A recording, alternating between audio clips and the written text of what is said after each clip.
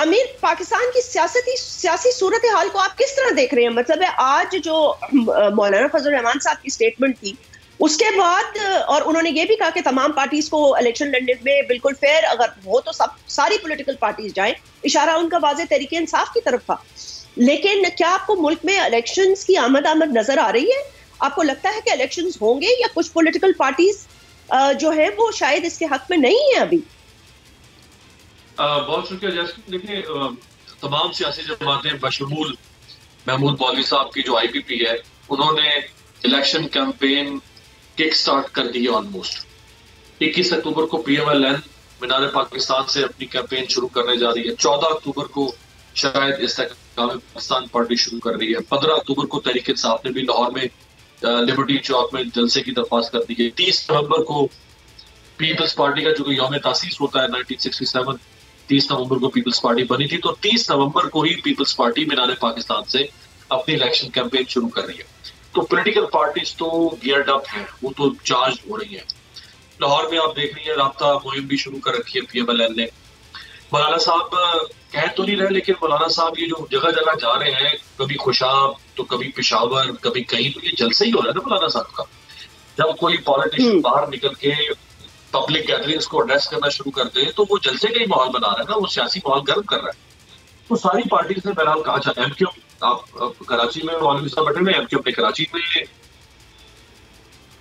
जी, MQM ने और जमात इस्लामी, दो कराची की बड़ी पार्टीज हैं, उन्होंने अपना सिलसिला शुरू कर दिया है।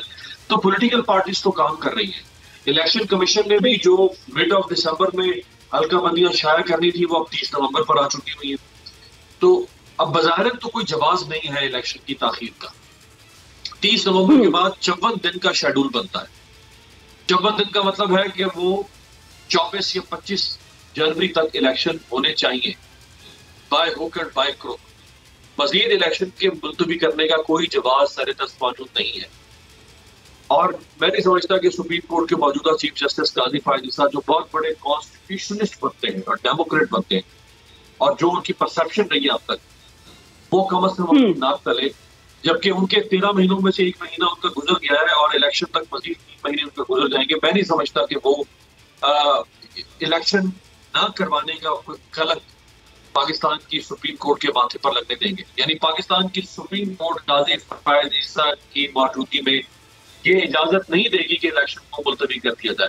यह जरूर हो सकता है कि जैसे मौलाना साहब ने विंटर सीजन की बात की है, स्नोफॉल की, शायद उसमें 15-20 दिन का ऊपर तले हो सके, लेकिन ऐसा नहीं है कि और the indefinite period of time आप कहेंगे जी 4 महीने के लिए हम इलेक्शन मुलतवी कर रहे हैं।